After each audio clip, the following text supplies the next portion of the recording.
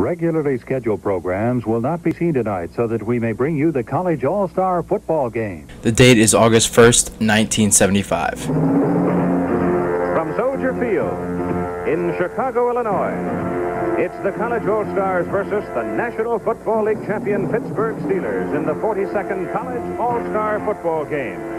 Yes, you heard that right. The College All-Stars versus the Pittsburgh Steelers. Believe it or not, they held this for over 40 years. The College All-Stars would play the previous Super Bowl champion in a game in Chicago. It was originally created by someone from the Chicago Tribune as a type of charity game. This is something kids just joke about when it comes to like the Browns. The Browns couldn't beat Bama. Like, this is literally what it would be like. And I know what you might be thinking, well, there's no way an NFL team has actually lost to a college team.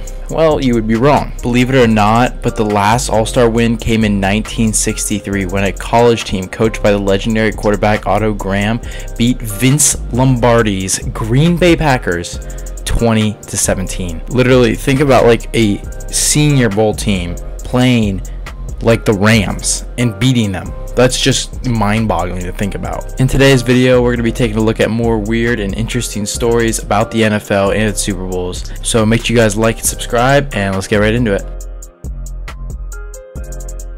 In Super Bowl I, Packers receiver Max McGee only had 4 receptions all season prior to the Super Bowl. So since he didn't expect to play much, he partied a little too hard the night before the big game. But on the third snap of the game, starting receiver Boyd Dowler injured his shoulder, forcing McGee onto the field. McGee was so confident he wouldn't play, he left his helmet in the locker room. When he was called into the game, he simply borrowed a teammate's helmet and took the field. He then went on to catch the first touchdown in Super Bowl history, which was ridiculous one-handed haul on a pass that was thrown behind him. As the film shows, Bart Starr got a little rush on it and threw a bad pass, and it was behind me.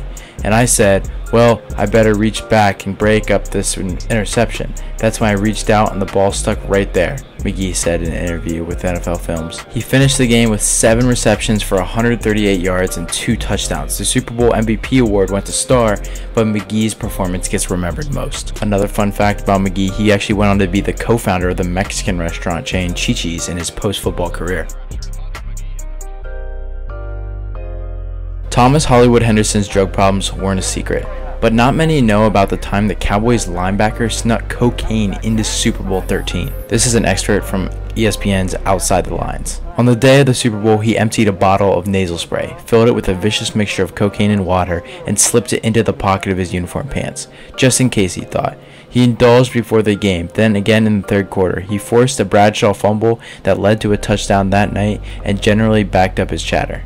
Now, Henderson did struggle with drugs throughout his entire NFL career, getting kicked off a team, waived, and then released by a third team. It's crazy that even happened, but the 49ers even traded a draft pick for Henderson, but his drug use likely led to his departure from there as he was waived after just playing 1 game. And believe it or not, that same Super Bowl is another crazy story, because a fan managed to get into the Steelers' locker room following the team's 35-31 win over the Cowboys. This story comes from NFL Films' Steve Sable, who related to the Los Angeles Times' Sam Farmer in 2010.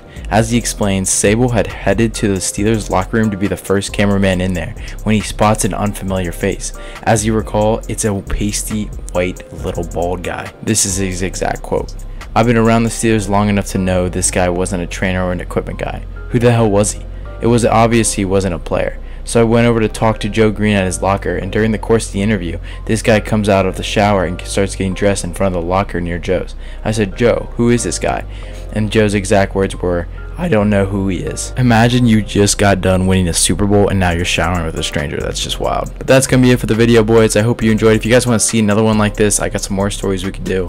But yeah, make sure you guys like, subscribe, and I'll see you in the next one. Peace!